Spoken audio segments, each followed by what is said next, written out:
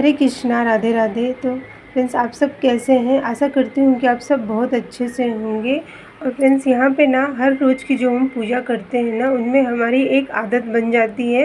वो एक तरह का एक नियम हो जाता है जब हम हर रोज़ भगवान की पूजन के लिए जो अपना एक समय जो है रूटीन को जो है करते हैं। उसी तरह से फ्रेंड्स जो है, हम जो बड़ी पूजाएं होती हैं तो उसमें भी उनका अलग महत्व है, लेकिन हर रोज़ की पूजा जो हम करते हैं ना, उसके लिए हर महिला का यही कामना होता है भगवान से कि हमारे घर में हमेशा जो है सुख शांति और बरकत रहे, पति तरक्की करें, बच्चे अच्छे से रहें और घर हमारा अच्छे से चल जाए। हमारे घर में जो है हमेशा बरकत रहे, कोई भी दुख तकलीफ़ हमारे घर में ना रहे। तो इसके लिए भगवान से वो और अपने घर में ये कामना भगवान से करती हैं। तो फ्रेंड्स, आपको ना यहाँ पे जब भी हम घर में साफ़ सफाई करते हैं, जब भी कभी विशेष दिन होते हैं ना, तो अपने घर को हम कैसे अच्छे से साफ़ सफाई करके रखते हैं, उसी तरह से हमें अपने घर को ना हमेशा जो है साफ़ सुथरा करके रखना चाहिए।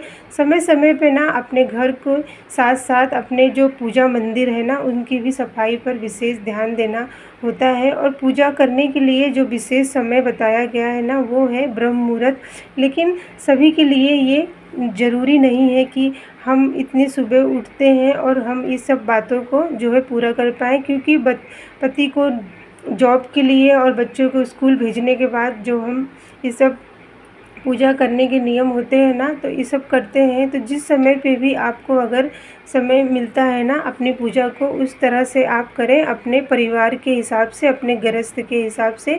क्योंकि कभी भी पूजा जो होती है वो हमेशा खुश होके और जो है एकदम शांत मन से करना चाहिए, तभी आपको इसका फल मिलता है। कभी भी किसी को देख के हम ऐसा सोच लें कि हम भी सुबह जल्दी उठें और बहुत चिड़चिड़ाहट मन से ही अगर आप पूजन कर रहे हैं या फिर भगवान का कोई भी कार्य आप करते हैं ना, इससे कहते हैं कि आपका वो पूजा फल नहीं मिलता है। तो इसीलिए हमेशा पूजा प्रार्थना अपने परिवार जो अपने गृहस्थ में रह के अगर आप सुबह जल्दी उठ के कर सकती हैं तो बहुत अच्छा है, नहीं तो अपने परिवार को सभी चीज़ों से उनको निवृत्त कर दें। हमेशा जो भी बच्चों को स्कूल भेजना, पति को जॉब पे भेजना, अपने परिवार को खुशहाल रख के ही अपने भगवान का ध्यान पूजन अच्छे जो है मन से कर सकते हैं। सुबह समय जो होता है फ्रेंड्स, कहते हैं एक ऊर्जा होती है, एक बहुत जो है शांत वातावरण होता है। तो अगर आप जो है सुबह के समय अपने परिवार को ध्यान देने के साथ साथ अगर ये सब नियम करती हैं, तो इससे कहा जाता है ना कि आपके घर में बरकत और खुशहाली आती है।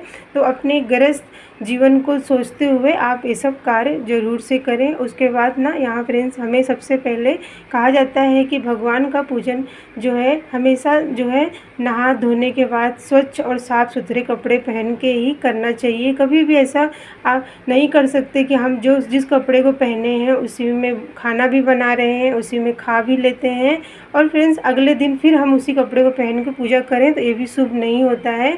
हमेशा भगवान की पूजा जो है शांत मन से, हमेशा साफ़ शुद्ध होके ही करना चाहिए। तो यहाँ पे ना आपको सुबह सवेरे अपने घर को साफ़ कर लें, जो जहाँ पे भी आप पूजा स्थान है ना, उस जगह को साफ़ सुथरा करके ही अपने घर के जो पूजा प्रार्थना का समय होता है ना, उसमें शुद्धता का विशेष ध्यान होता है। तो अपने पूजा मंदिर को भी आप साफ़ करके रखें। कभी भी वहाँ पे सूखे जो फूल होते हैं, कपड़ों को, जो भगवान के वस्त्र होते हैं ना, उनको समय समय पे साफ़ करना। जब कभी भी मंदिर में धूल मिट्टी या जो जाले लग जाते हैं वो ना लगे। कभी मंदिर में हम धूप दीप दिखाते हैं ना, उससे क्या होता है कि धूप लग जाती है ना, तो उस जगह कालापन हो, तो उसे भी साफ़ करके ही रखें। तो इस तरह से अपने मंदिर को व्यवस्थित करके रखें और मंदिर के जितने भी मूर्ति स्वरूप है ना, उनको आप हर रोज़ स्नान करवाएं। अगर आप जो है समय समय पे उनको स्नान करवाते हैं ना, तो ये भी बहुत अच्छा और इससे बहुत जो है देवी देवताओं की कृपा होती है। तो अगर मूर्ति ज़्यादा है तो आप अगर स्नान नहीं करवा सकते तो आपको एक गीले कपड़े से भी पोंछ के आपको जो है अपनी पूजा करना चाहिए। देवी देवता जो होते हैं उनमें एक ऊर्जा होती है, जब आप उनको स्नान करवाते हैं, उनको आप जो है वस्त्र अर्पित करते हैं, साफ धुले कपड़े ना, तो इससे ना भगवान की जो कृपा है, भगवान की जो ऊर्जा है ना, वो आपके घर में देखने को होता है और आपका मन जो है शांत होता है, आपके मन में एक उच्च विचार होता है, आपके घर में जो भी कार्य है ना वो मंगल कार्य शुरू हो जाते हैं। सो हम अपने भगवान देवी देवताओं के पूजन में ये सब बातों का ध्यान देते हैं। कभी भी सूखे फूल जो होते हैं या फिर जो भी दीपक की आप पूजा दीप जला के पूजन करते हैं ना, उनको धुल के और अच्छे से उनको साफ़ करके ही आपको पूजा करनी चाहिए। तो यहाँ पे ना फ्रेंड्स जो है धूप दीप जो है सुबह शाम ही जलना चाहिए। जैसे आप सुबह के समय धूप दीप जला के पूजा करते हैं ना, उसी समय पे संध्या पूजन विशेष तौर पे ज़रूर से करना चाहिए। शाम का समय भी एक ऊर्जावान समय होता है, क्योंकि जो दोनों समय होता है ना, उस समय पे वो समय मिलते हुए, क्योंकि दिन जाता है और रात आती है और दोनों समय का ही बहुत महत्व है। तो आप दोनों समय धूप दीप अपने पूजा मंदिर में जलाएं और पूजा इस तरह से भगवान को जो है करना चाहिए। और फ्रेंड्स अगर अपने घर में आपने देव वृक्ष लगाए हैं ना, तो आपको उन वृक्षों को जल अर्पित करना चाहिए। जब हम देव वृक्ष जैसे तुलसी जी हो गई हैं, या फिर आपने बेल वृक्ष का लगाया, आंवले का वृक्ष, केले वृक्ष का, कोई भी जैसे वट वृक्ष के पौधों के भी अगर आप सींचते हैं ना, तो इससे कहा जाता है कि आप पे ना माता लक्ष्मी की कृपा होती है।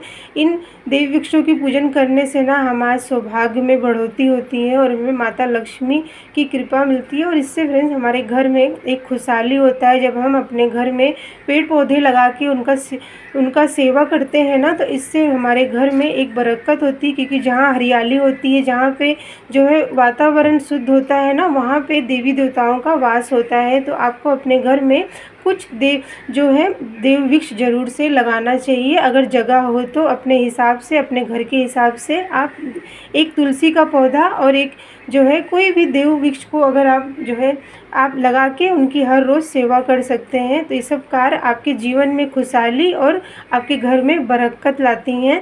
उसी तरह से फ्रेंड्स अगर आप भगवान की जब पूजन करते हैं ना, तो इस समय पे कोई भी पूजा करने के बाद आप मंत्र जाप करते हैं, या फिर कोई भी आप जो है यहाँ पे ना जब भी हम मंत्र जाप करें ना, तो आपको जो है दीपक मंदिर में जलते रहना चाहिए। और उस जगह पे जब कभी ऐसा होता है कि दीपक शांत हो जाता है ना, तो आपको दीपक फिर से जला लेना चाहिए और फिर अपने मंत्र जाप करें, या फिर कोई स्तुति कर रहे हैं, कोई भी चालीसा का पाठ कर रहे हैं ना, तो आपको यह दीपक जला के ही फिर शुरू करना चाहिए। यहाँ पे जो कोई आरती का गायन जो है, आरती गाने के लिए जैसे ओम जय जगदीश हरे, या फिर कोई भी आपको आरती आती है तो उसको हमें आरती ज़रूर से गाना चाहिए। फ्रेंड्स हमेशा जो है देवी देवताओं की कृपा मिले ना, इसके लिए हमेशा अपने पूजा मंदिर को ईशान कोण, जहाँ पे उत्तर पूर्व का कोना होता है ना, वहाँ पे एक ऊर्जा होती है देवी देवताओं को मंदिर की स्थापना करने के लिए। कभी भी आप मंदिर की स्थापना करें ना,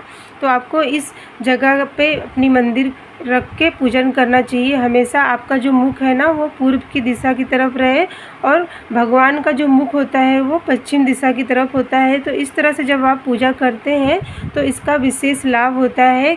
और ये जो ईशान कोण होता है, ये देवी देवताओं की कृपा का विशेष स्थान है। तो ये सब बातें आपको ध्यान देना चाहिए। और यहाँ पे जो भी आप पूजा करें तो भगवान का ऊंचा स्थान हो, और आपका जो पूजा करने की जगह हो ना, उस जगह पे एक आसन ज़रूर से बिछा के आपको अपनी पूजा इस तरह से करनी चाहिए।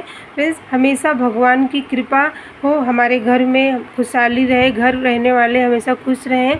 तो आपको इन सब बातों का विशेष करके ध्यान देना चाहिए। और अपने घर में अगर आप लड्डू गोपाल रखते हैं ना, तो उनको जो है समय समय पे भोग ज़रूर से लगाना चाहिए, क्योंकि भगवान जो लड्डू गोपाल है ना, उनको एक बाल स्वरूप में है ना, तो उनको आपको सुबह जो है दूध का या फिर कोई भी फल है उसका भोग लगाएं। 2 समय निश्चित समय आपको लड्डू गोपाल को ज़रूर से भोग लगाना चाहिए। नहीं तो आप कुछ बनाने अपने घर में जो भी स्वादिष्ट भोजन बनाते हैं उसका भी भोग लगा सकते हैं। लेकिन अगर आप ये कई बार उनको भोग नहीं लगा सकते ना, तो 2 समय जो निश्चित समय होते हैं, जैसे सुबह का समय और शाम का समय, आप दूध का या फिर ड्राई फ्रूट का, मिठाइयों का आप ज़रूर से भोग लगाएं। नहीं तो आप सिर्फ दूध का भी भोग ज़रूर से लड्डू गोपाल को लगाएं।